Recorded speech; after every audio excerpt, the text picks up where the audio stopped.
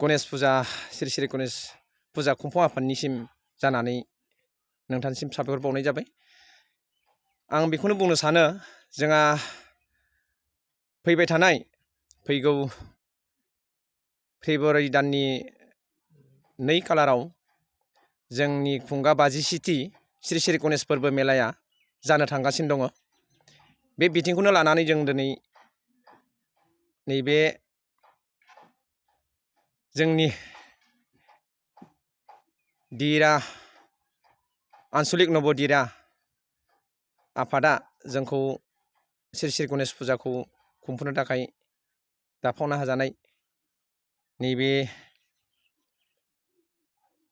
जोंनि खुंफुं आफादा दिनैनि बे समाव जोङो गासै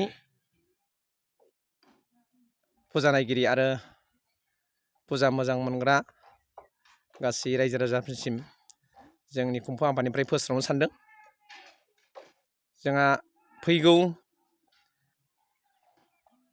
2025 इं मायथाइनि 2 फेब्रुवारि खालारनिफ्राय जोंनि खुंगा 50थि श्री श्री गणेश फुजा फोरबो मेलाया जानो थांगासिनो दं। बेखौनो लानानै जोङो माखासे जोंनि ओनसोलनि रायजो राजाफ्रा अहरह नांथाबगासिनो आरो जों सानो बे श्री श्री गणेश फोरबो मेलाया जोङो गोजोनैनो खुंफुंनो हागोन बेखौ जों मिजिंथियो। बे बिथिङाव जोंहा मैखोमै जों सानबानि हाबाफारि लादों आरो नायनो गोनां बे रंजाथाव जिखिनि हाबाफारि कालचार प्रग्राम बेवहाय जोंहा गिबियै मैखोमै कालचार प्रग्राम थाबाय आरो बिनि उनाव एक्सप' मिना बाजार आरो बायदि बायदि जोंनि नायनो गोनां जि नुथायफोर बियो जोङो दिन्थिनो थाखाय थागथियारि जानानै दङ। कालचार प्रग्राम हिसाबै गिबियाव जोङो 2 फेब्रुवारिनि जि कालचार प्रग्राम बेवहाय जोङो मैखोमै नयन बरग'यारि दावगाफुनाय मेथाइ खनगिरि बेखौ जों हांख्रायदों। लोगोसे मोसाखावरि दं आरो ख्रिस्टि आफाद दं। गिबि सानावनो जोङो मैखोमै दावगाफुनाय नयन बरग'यारि बिथांखौ जों हांख्रायनाय जादों। बेजों लोगोसे जोंहा गोबां हाबाफारि दङ, जेरै फुंनि समाव जोङो मन्दिर बेखेवनाय हाबाफारि,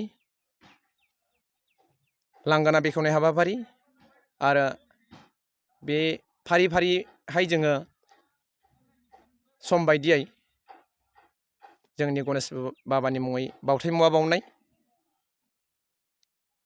बेबायदि अन्यान्य हाबाफारिखौ जों लानाय जादों आरो। गिबियाव आङो नोंथांनि निउस पर्टेलखौ बरायनानै लाग्रोयो आरो लोगोसे गासै नोंथांनि निउस पर्टेल नायगिरि रायजो राजाफोरनिसिम आङो गोदान बोसोरनि गोजोन हामलायनायखौ बावहरग्रोयो।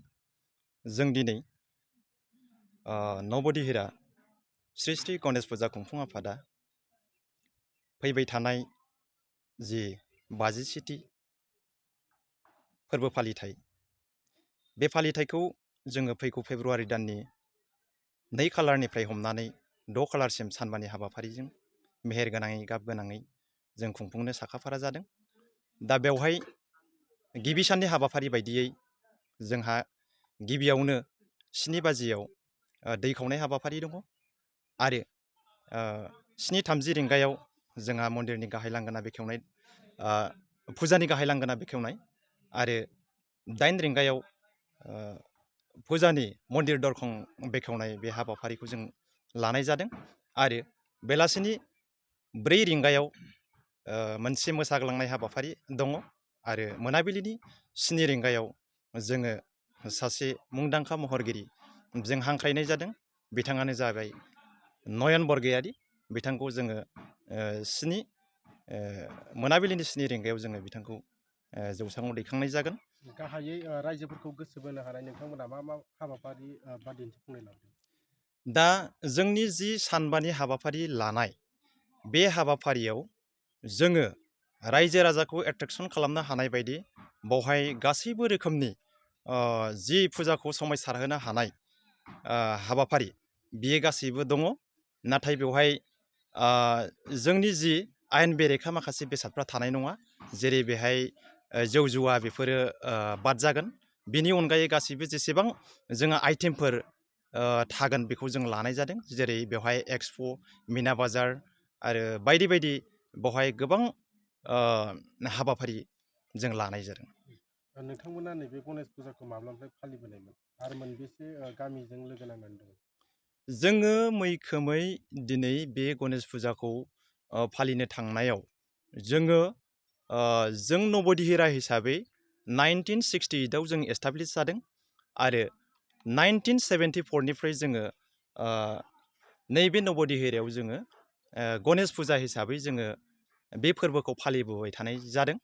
आरो जोङो जोंनि नब'दिहिरा आन्सलिकनि सिङाव गासै मोन 16था दालाइसा गामिफोर दङ।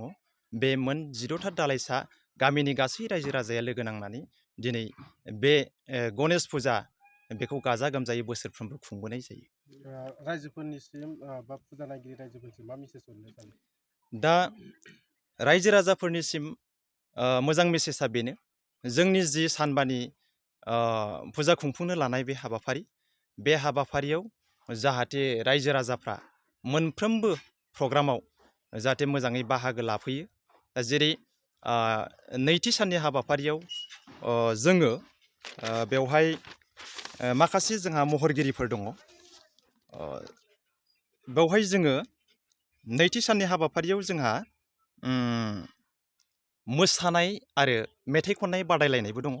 दा बेवहायबो जोङो गासै मोसाखावरि बा मोसागिरि बादायगिरि बिथांमोनखौ आरो मेथाइ खनगिरि बादायगिरि बिथांमोनखौ जोङो बे हाबाफारियाव बाहागो लानानै नुजाफैनो आरो बाहागो लाफैनो थाखाय जों खावलायो। आरो बेवहाय जोङो थामथि साननि हाबाफारियाव जोङो रुंसारि दजित नार्जारि गोसोखां हारिमु मोनाबिलि, बावहाय जोङो महरगिरि हिसाबै गेमस्रि दैमारि बिथांखौ जोङो हांख्रायनाय जादों। दा बे हाबाफारियावबो गासै रायजो राजाफोरखौनो जोङो लैहोर लैहोर फैनानै हाबाफारिखौ नायनानै जाफुंसार होगोन जों बेखौ खावलायो। लोगोसे ब्रैथि साननि हाबाफारि, बे ब्रैथि साननि हाबाफारियाव जोंहा बावहाय रुंसारि ड्राइभार हारिमु गोसोखां मोनाबिलि, बेवहाय जोङो मेथाइ खनगिरि हिसाबै कुरुनामहि राभा बसुमतारी बिथांखौ जों हांख्रायनाय जादों। आरो बेजों लोगोसेनो लैथोमा मुसाहारि, खोमदान गयारि बिथांमोनखौबो जों हांख्रायनाय जादों। आरो बे हाबाफारियावबो बिदिनि हाबाफारियाव गासै रायजो राजाफोरखौनो लैहोर लैहोर फैनानै जोङो सिरिबाङै फुजाथिलियाव फैनानै आब्रुथियै मोजाङै फुजाखौ नायफैगोन जों रायजो राजाखौ बेखौ खावलायो। आरो बाथि साननि हाबाफारियावबो जोङो मोनसे मा होनदों रुंसारि भरत सिं गोसोखां हारिमु मोनाबिलि जों बेखौ लानाय जादों। बावहाय जोङो महरगिरि हिसाबै अनसुमि बर' बिथाङा तामुलपुरनि, आरो मोनसोम बर' उदालगुरि, आरो गुलसन गयारि बिथांमोनखौ जों हांख्रायनाय जादों। आरो बे जोबथि हाबाफारियावबो जोंनि गासै फुजा नायगिरि बिथांमोनखौ लैहोर लैहोर फैनानै जाहाथे आब्रुथियै जोंनि फुजाखौ नायफैयो, जों बेखौनो गोजोनै रायजो राजाखौ खावलायो।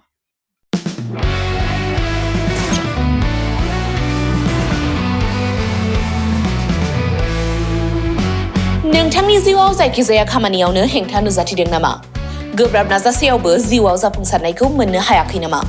जुदि नोंथाङा बेफोर बायदि जेंनाफोरजों मोगा-मोगि जानांदोंब्ला बे खेबनिफ्राय जिंगासिनांगौ गैलिया। मुलुग दरबाराव तन्त्र मन्त्रनि थाखाय बयनिख्रुइबो मुंदांखासिन थावनियानो जादों मायां। मायांखौ साधु बिद्यानि रायजो होननानैबो मिथिनाय जायो। बे मायांनिफ्रायनो तान्त्रिकनि सोलोंथाइ लानानै फैदों मुंदांखा रबि कबिराजा। बिथांनिफ्राय नोंथाङा नोंथांनि जिउनि गासिबो रोखोमनि जेंना जेंसिफोरखौ सुस्रांनानै लानो हागोन। बिसि फिसायनि गेजेराव जेंना, गोसो थोनाया गारनानै थाङोब्ला लाबोफिननाय, जुलिनि जेंना, साख्रि मोननो हायै, हा हु धोन सम्पथिनि जेंना बायदि बायदि जेंनानिफ्राय उदां जानो एबा सुस्रांनानै लानो थाखाय नोंथाङा दिनैनो दानो जगाजग खालामनो हागोन रबि कबिराजखौ। रबि कबिराजखौ जगाजग खालामनो थाखाय मबाइल नाम्बार 7099193841 एबा 7086047381 आव कल खालामनो हागोन।